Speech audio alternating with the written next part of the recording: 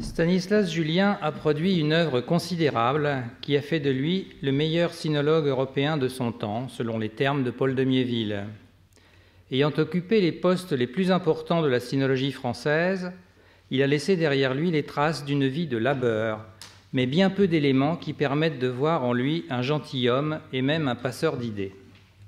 De son vivant, comme après son décès, des jugements assez durs furent émis à son égard, et même dans les hommages funèbres qui lui furent décernés, on put à peine passer sous silence son caractère difficile et taire les conflits qui l'opposèrent à ses collègues. Les discours du président de l'Académie des inscriptions et belles-lettres, du secrétaire perpétuel de l'Académie des sciences et du directeur général des archives nationales prononcés lors de ses funérailles le 15 février 1873 se limitent à des éloges contenus sans soulever le voile des animosités et des luttes fratricides dans lesquelles Stanislas Julien eut plus que sa part.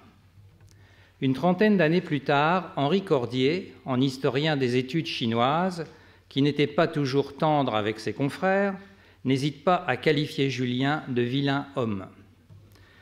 Depuis, le début des querelles s'est estompé et les noms des protagonistes ont été plus ou moins oubliés, sauf celui de Julien qui, comme son maître, Abel Rémusat, reste une figure incontournable des études chinoises, grâce notamment à plusieurs de ses traductions. Pourtant, par ces querelles, il reste l'un des rares savants auxquels sont attachées couramment des considérations peu agréables, dont voici quelques-unes. Henri Vallon, qui était secrétaire perpétuel de l'Académie des inscriptions et belles-lettres, je cite, « Stanislas Julien n'était pas seulement fier de sa science, il en était jaloux. La Chine était comme un pays à lui.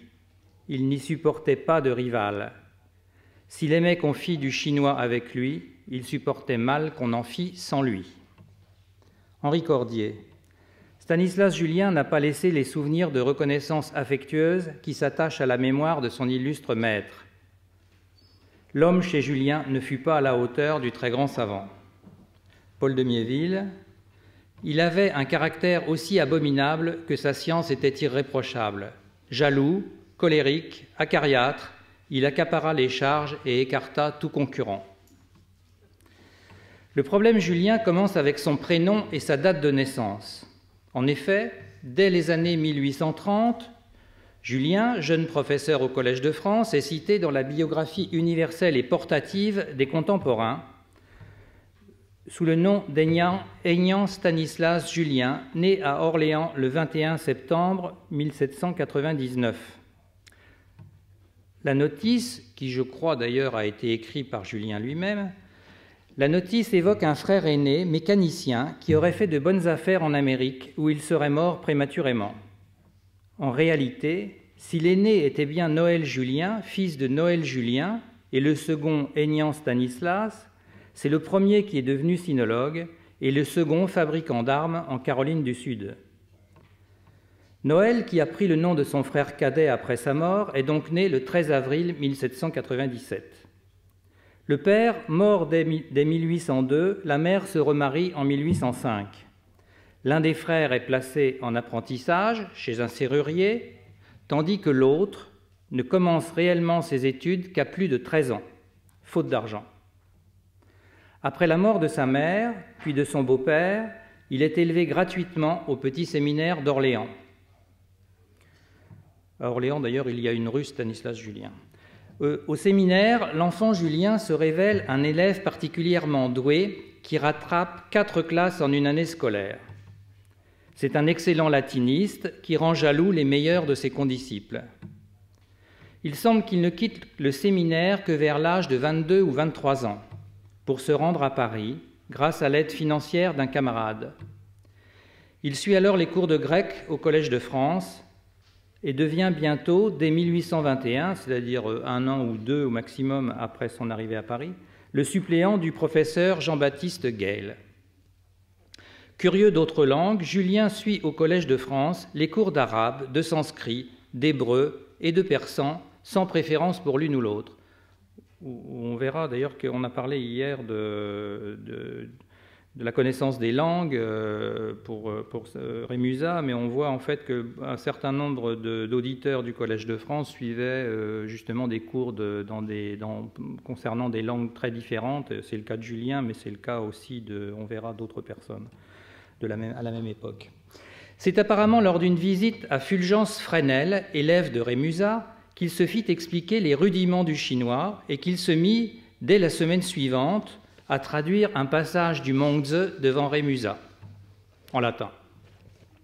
C'est ainsi que Stanislas Julien devint l'élève de Rémusat et de loin son meilleur élève, éclipsant rapidement les autres par ses aptitudes comme par sa suffisance.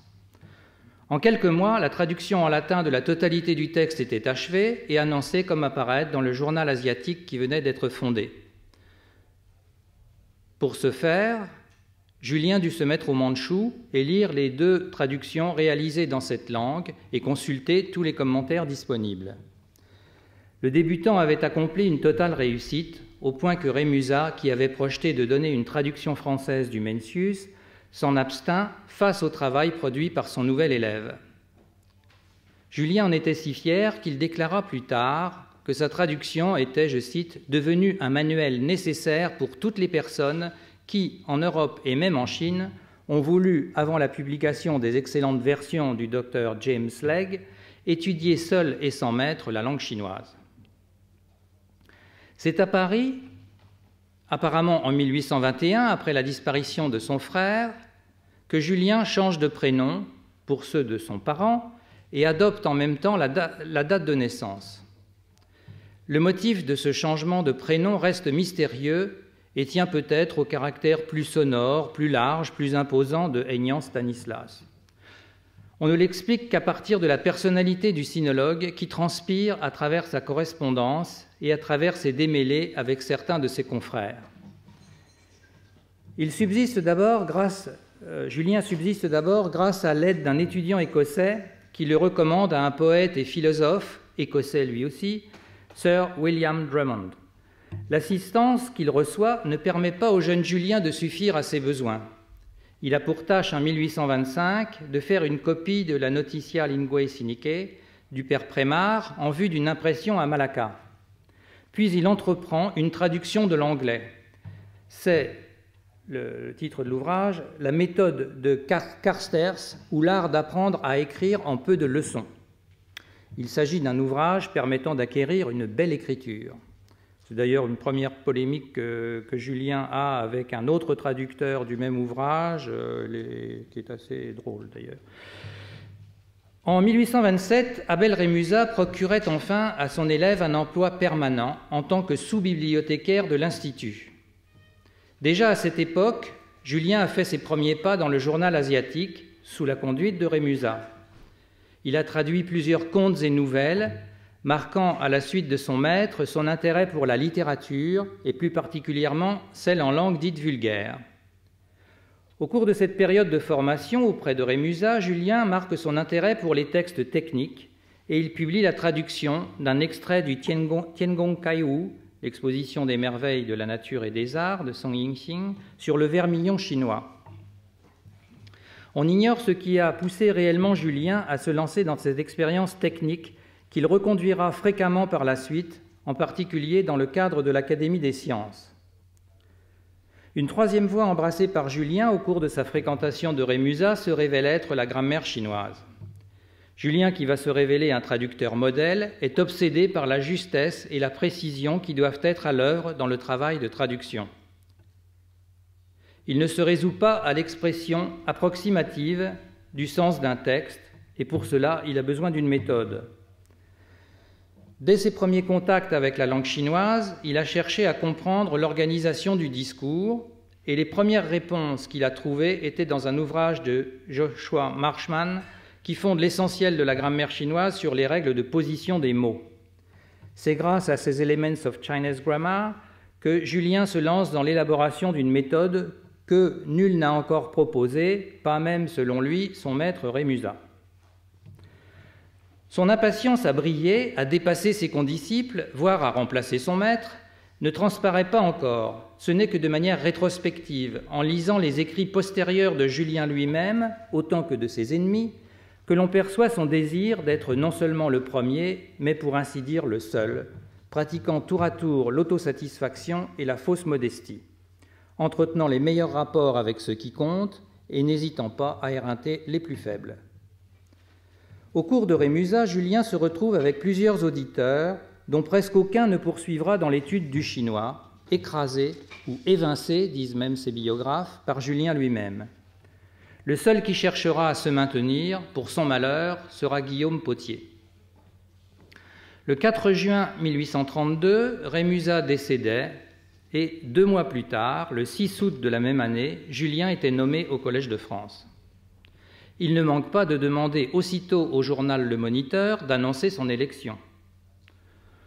2 autres candidats, eux aussi élèves de Rémusat, se sont présentés également, Fresnel et Pottier. C'est pour ce dernier une première rivalité qui ne cessera vraiment qu'avec la mort des 2 ennemis, 40 ans plus tard. Julien, comme Rémusat précédemment, avait reçu l'appui déterminant de Sylvestre de Sacy, l'administrateur du collège. Il allait rester au Collège de France jusqu'à sa mort, le 14 février 1873, donc 41 ans il a occupé son poste pendant 41 ans. Entre-temps, il est nommé administrateur de l'établissement du collège, donc en 1854. Dès l'année 1833, il est élu à l'Académie des inscriptions et belles-lettres. En 1840, il devient conservateur adjoint du département des manuscrits de la Bibliothèque royale, chargé du catalogue et de la conservation des livres chinois. Il a d'ailleurs participé lui-même à l'enrichissement des collections chinoises de la Bibliothèque royale, notamment en vendant à cette bibliothèque des ouvrages qui lui appartenaient. Julien, qui a éliminé ses condisciples autant par sa supériorité que par ses manœuvres, est donc à même de faire la pluie et le beau temps dans les études chinoises en France. Lorsqu'en 1840, un cours de chinois moderne est créé à l'École des langues orientales, non sans réticence de la part des professeurs, c'est un élève de Julien qui en reçoit la charge, Antoine-Pierre-Louis Bazin, dit Bazin aîné. Et au décès de celui-ci, en 1862, Julien, à défaut de candidat qu'il pourrait imposer, se propose de reprendre lui-même le cours de chinois à titre temporaire. C'est d'ailleurs un passage de la vie de Julien qui est assez intéressant, son poste aux langues orientales et qui a été étudié par Angel Pinault il y a déjà une dizaine d'années. Le temps manque ici pour aborder les divers domaines d'intervention de Julien, qu'il suffise de préciser que l'un de ses principaux mérites est sa recherche de l'exactitude et de la précision dans la traduction du chinois. Son exploration de la langue chinoise est dictée par cet objectif. Cette exploration, grammaticale et syntaxique, se prolonge par une activité pédagogique directement liée à l'apprentissage du chinois, au Collège de France d'abord, puis à l'École des langues orientales. Dans cette direction comme dans les autres, Stanislas Julien est incontestablement le continuateur de Rémusat, qu'il s'agisse de la littérature, des classiques et des pèlerinages bouddhiques chinois en Inde. Les témoignages qu'il a laissés ont maintenant vieilli, mais ont durablement imprégné les études chinoises. Le meilleur exemple est sans doute les 3 volumes qui concernent la vie et le voyage du pèlerin Xuanzang. Mais ce qui subsiste aussi de Julien tient à sa personnalité et au rapport conflictuel qu'il a eu avec plusieurs de ses confrères, en raison de son caractère suffisant, vaniteux et provoquant. Le conflit le plus connu fut celui qui l'opposa à Guillaume Pottier, l'un de ses condisciples au cours de Rémusat. Il éclipse par sa violence et par sa durée les autres querelles que Julien eut avec Eugène Jacquet, lui aussi ancien élève de Rémusat, avec l'arabisant Joseph Reynaud. Oh, j'ai oublié de vous passer les photos, finalement. Alors, bon... Voilà, ça c'est Stanislas Julien. Vous voyez, bon, alors certains disent qu'il n'avait pas une tête très sympathique, mais enfin bon, c'est pas... Voilà, autre portrait de Stanislas Julien, mais faut... À mon avis, c'est un critère subjectif. Ça, c'est Rémusat, que vous avez déjà vu. Voilà, ça, je trouvais que c'était intéressant parce qu'on y voit finalement Le Monde publié par Julien, et puis à côté l'ouvrage de Rémusat, et on voit que Julien a copié tout à fait, ou presque tout à fait, la façon de faire de Rémusat. Mais c'est normal, à cette époque, il était son disciple fidèle. Ensuite, portrait de Bazin, assez flou. Ça, donc, l'histoire de la vie de Xuanzang. Voilà. Et alors, on en est au portrait de Reynaud, voilà, l'arabisant Joseph Reynaud. Donc, querelle qu'il eut avec Eugène Jacquet, avec Joseph Reynaud ou avec le curieux personnage que fut Charles Hippolyte de Paravet, qui disait de Julien, je cite, « Il traduit des fables, des romans sales et ennuyeux. Il sait le chinois comme un perroquet et n'a que de la mémoire et non de la réflexion que possédait son maître et le mien, M. Abel Rémusat, qu'il affecte de mépriser. » Il est vraisemblable que Julien et Pothier, je passe donc dans un texte écrit, je développerai sur les différentes querelles qu'il a eues, mais aujourd'hui le temps manque. Donc je vais me consacrer plutôt à Pothier et surtout au jugement de Julien sur Rémusat. Il est vraisemblable que Julien et Pothier se détestèrent dès les années 1820 et cela persista jusqu'à leur mort. Pothier eut la mauvaise idée de présenter sa candidature au Collège de France face à Julien. Si Pothier était très actif, il était en fait un assez mauvais cynisant. Ses traductions sont souvent très éloignées du sens des textes chinois, pour ne pas dire complètement erronées. Les positions qu'il défendait pour rapprocher les écritures hiéroglyphiques et cunéiformes de l'écriture chinoise étaient totalement infondées. Mais si Julien avait raison sur le fond, la manière dont il éreintait son concurrent malheureux menait à des disputes répétées et exposées dans le journal asiatique et en dehors. Une brève réconciliation semble avoir eu lieu en 1858, qui ne supprima pas les désaccords sur les questions de traduction. Mais la bataille reprit quelques années plus tard, quand Julien s'en prit d'une manière peu élégante à Rémusat lui-même. Dès les années 1830, Julien prend ses distances avec son ancien mentor.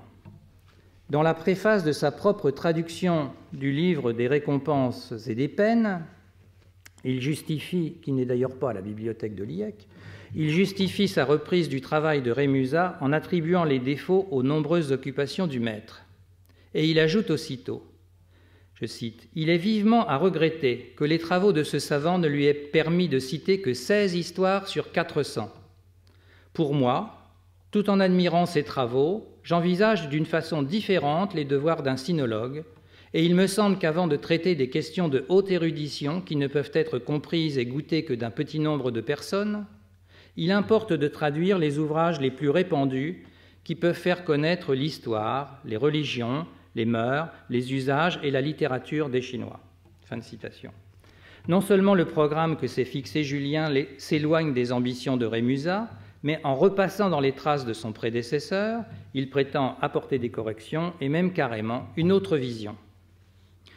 Les coups de griffe portés à Rémusat se répètent, et en 1853, Julien, dans la préface de sa vie de Xuanzang, reproche à son ancien professeur d'avoir prétendu qu'il allait publier une traduction dont il n'avait pas même acquis le texte complet. Je cite, « Il est par conséquent difficile de comprendre comment Abel Rémusat a pu écrire ce qui suit. » Citation dans la citation. C'est à quoi je m'attacherai, entre parenthèses, savoir à éclaircir les particularités du voyage de Xuanzang. Fermez la parenthèse. C'est à quoi donc je m'attacherai dans la deuxième partie de mes voyages des Samanéens, qui seront bientôt mis sous presse. Ceci est souligné. Fin de la citation dans la citation. En effet, pour être en état de mettre bientôt sous presse ces voyages, 2 conditions étaient indispensables. Savoir d'en posséder tous les textes et de les avoir traduits. Or, à l'époque dont il s'agit, sur 6 des relations précitées, on n'en possédait que 2, celle de Faxienne et de Song Yun. Hâtons-nous de dire, pour expliquer d'une manière plausible des assertions aussi hardies et des promesses aussi prématurées, que, par une précaution habile que je ne me permettrai pas de juger et qui n'est pas sans exemple dans les sciences et les lettres, Rémusat voulait sans doute s'assurer la publication exclusive d'un texte, attendu de Chine de jour en jour, qu'il croyait avoir découvert le premier en 1831, et ne pas perdre le fruit des recherches qu'il pouvait avoir faites depuis de longues années sur le même sujet. Fin de citation. La critique se poursuit aussitôt à propos de la valeur de la traduction de la relation de Faxienne. Je cite encore Julien.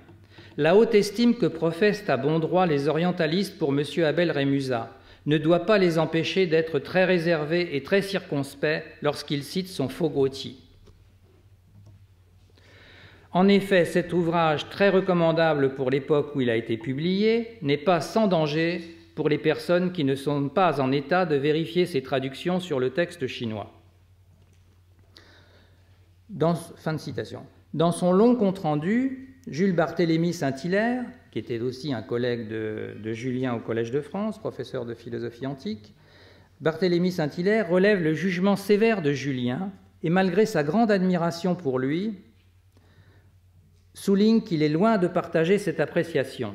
Je cite : « J'aime mieux me rappeler avec lui que c'est Abel Rémusat qui a eu le mérite de fonder en France l'étude de la langue chinoise et qu'il faut une respectueuse indulgence pour ceux qui ont les premiers frayé la route, même quand, sur leurs pas, on s'avance beaucoup plus loin qu'eux. » Fin de citation. Plus tard, Jules Moll, autre professeur au Collège de France, professeur de persan, qui avait été aussi un élève de Rémusat, Jules Moll, qui entretint pourtant avec Julien des relations apparemment amicales, il était aussi d'ailleurs président de la Société asiatique, c'est un tout petit monde en fait. Jules Moll, donc, qui entretient avec Julien des relations apparemment amicales, ne put passer sous silence les propos désobligeants de Julien envers Rémusat. Moll rendit compte, dans le journal asiatique, d'un recueil de rapports sur le progrès des lettres et des sciences en France, qui a été fait en 1867, je crois, au moment de l'exposition universelle, et dans lequel Julien a rédigé la partie sur la Chine, notamment sur la Chine. Donc, Moll rend compte de ce recueil de rapports, mais la seule raison de son compte-rendu, qui se limite en fait au seul texte de Julien et à ce qu'il écrit sur leur maître commun, est de rectifier les propos de Julien donc dans son rapport. Je cite : « Je me plais moins de ce que dit le rapporteur que de ce qu'il ne dit pas. » Moll prend donc la défense de Rémusat.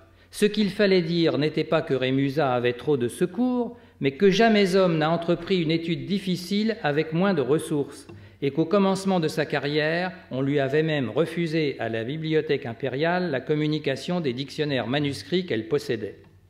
Ce qui m'étonne, c'est que le rapporteur se montre si peu frappé de la grandeur du rôle de Rémusat dans la science qu'il n'ait pas vu ce qu'il a fallu de travail, de pénétration et en même temps de justesse d'esprit pour s'orienter dans une littérature immense et presque intacte et pour y signaler ce qui importait le plus à l'Europe savante et cultivée. Si Moll fut choqué des propos désobligeants de Julien envers Rémusat, un autre ancien auditeur du professeur au Collège de France, qui était en querelle avec Julien depuis 30 ans, Guillaume Pottier, que j'ai déjà cité, ne manqua pas de réagir. Il adresse au journal asiatique une lettre de protestation que le président, Jules Moll, refuse de publier. Celle-ci est donc publiée à compte d'auteur. En fait, toute une partie de la querelle entre Pottier et Julien est publiée à compte d'auteur. Parce que ça devenait ennuyeux, je pense, et ça prenait trop de place dans le journal asiatique. Ah, c'est des centaines de pages, hein, oui. Pottier s'en prend vivement à Julien, qui cherche à déshonorer son ancien maître et défend cet honneur bafoué en corrigeant les assertions de l'auteur de l'exposé historique des études chinoises, tibétaines et mongoles. C'était l'intitulé du rapport de Julien dans ce grand recueil de 1867. Et il conclut en ces termes, je cite, « Il restera désormais bien démontré pour toutes les personnes honnêtes et sincères que tout l'échafaudage que M. Julien a si laborieusement dressé depuis 40 ans, c'est-à-dire depuis la mort de M. Abel Rémusat, pour le dénigrer, le diffamer, en rabaissant constamment, dans toutes les circonstances, son mérite comme sinologue, etc., cet échafaudage, dis-je, s'écroule honteusement pour lui et ne servira pas à l'avenir sa réputation comme il y comptait. Tous les subterfuges qui pourront désormais être inventés par lui pour rétablir cet échafaudage resteront impuissants et n'en seront que plus édifiants, en démontrant comment, dans certains esprits, la passion du dénigrement pour tout ce qui les offusque ou leur porte ombrage, en même temps que la complète oblitération du sens moral, peuvent les conduire à toutes sortes d'inventions dans le seul but de satisfaire leur insatiable vanité et de tromper la bonne foi publique. On peut dire de M. Julien ce que l'on a dit d'un autre personnage aussi véridique, que depuis longtemps, je cite, « il a perdu le droit d'être cru ». Je ne sais pas d'ailleurs de quel personnage il s'agit. Pour terminer sur une représentation moins anguleuse du célèbre sinologue, il faut s'éloigner du milieu étroit de l'orientalisme parisien et se tourner vers l'étranger. Non vers les collègues européens avec lesquels Julien entretenait des contacts, mais vers les visiteurs chinois qui le rencontrèrent lors d'un passage à Paris et qui ont laissé trace de leur rencontre avec le célèbre sinologue français. Deux d'entre eux le virent presque à la même époque, à la fin de sa vie. Le premier est Zhang Deyi. Alors, ça c'était Jules Moll. Voilà, Zhang Deyi. Donc qui a vécu entre 1847 et 1919, jeune membre de la première mission officielle itinérante en Europe, auteur du Hangrai Shuqi, la relation extraordinaire d'une traversée, qui note au 12 avril 1866 sa visite à Julien, qui, je cite d'ailleurs les citations que je vais vous donner sont empruntées dans un ouvrage d'André Lévy sur dont j'ai oublié le titre, sur les voyageurs chinois en Europe. Donc je cite Julien qui étudie le chinois depuis 30 ans et comprend le sens des caractères mais sans en avoir jamais entendu la prononciation. Il a lui-même traduit un grand nombre d'ouvrages chinois tels que les 4 livres confucéens, ce qui est inexact, le livre des rites, inexact aussi, le canon en 3 caractères, le texte des 1000 caractères, les 2 cousines, 2 jeunes filles lettrées, etc. Il nous a invités à entrer et nous asseoir, mais sans engager la conversation de vive voix, car il pouvait communiquer sa pensée en écrivant. Il a aussi sorti des ouvrages qu'il a traduits pour nous les faire lire. Ce n'était pas du tout incohérent. Quelques années plus tard, c'est au tour de Wang Tao, 1828-1897, que James Legge fit venir en Écosse pour l'aider à poursuivre la traduction des classiques commencée à Hong Kong. Lors de son séjour en Europe, entre 1867 et 1870, ces portraits, vous les trouvez sur Internet. Lors de son séjour en Europe, entre 1867 et 1870, il vint à Paris, on ne sait pas exactement à quelle date il est venu à Paris, et il évoque sa visite à Julien dans son Maniao Swilu, les notes de mes itinérances, et je cite encore, « Ce jour-là, par un temps doux et ensoleillé, je suis allé rendre visite au professeur Julien. Julien a la passion des études et de l'Antiquité et met sa volonté tout entière à l'approfondissement des classiques. » Alors, je disais tout à l'heure que peut-être Julien n'a pas publié les classiques ou le Liti, etc., mais il a consacré presque tous ses cours du collège aux classiques. Bien que sa réputation ne soit pas encore parvenue en nos contrées, ses traductions constituent un ensemble considérable. Il s'est montré très heureux de me voir, m'a serré la main, embrassé et traité comme un hôte de marque. Julien connaît bien l'écriture chinoise et peut converser au moyen du pinceau. Mais nous n'en avons pas eu besoin, mon guide servant cette fois d'interprète. Julien est d'origine juive. Il approche de la soixantaine, mais n'a eu qu'une fille qu'il avait récemment perdue à l'âge de 16 ans à la suite d'une maladie. Son portrait suspendu dans sa bibliothèque, un visage ravissant aux yeux d'émeraude. Comme je le questionnais sur cette belle jeune fille, sans le savoir, les larmes lui sont montées aux yeux, car il ne se console pas de son décès. Voilà. Stanislas Julien a ainsi laissé des témoignages contrastés. Mis en cause surtout pour son arrogance et sa suffisance, il l'est beaucoup moins pour ses talents de traducteur. Son comportement agressif envers certains de ses collègues l'a certainement desservi auprès des historiens des études chinoises. Même si l'on ne peut ajouter foi aux propos détestables d'un Paul Perny, qui allait jusqu'à prétendre que Julien payait pour avoir un auditoire au Collège de France, le climat parfois... Paul Perny, je crois qu'il avait été... Je ne sais plus s'il avait été candidat au collège. Enfin, il a écrit un pamphlet qui s'appelait « Le charlatanisme littéraire dévoilé », qui est assez drôle sur quelques enseignements du Collège de France. C'est très exagéré. Hein, quand même. Bon, voilà.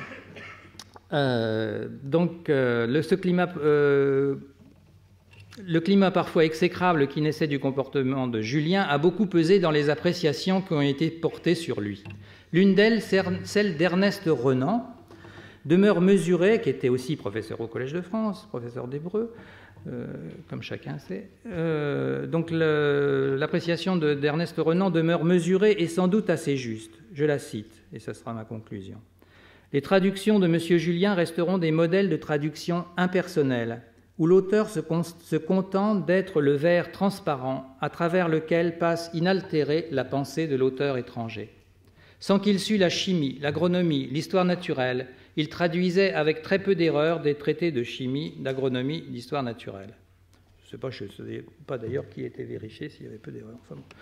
Sans rien entendre à la philosophie, il a traduit dans la perfection, en s'aidant, il est vrai, des conseils de personnes plus versées que lui en ces matières, le livre obscur et profond de Lao Tzu.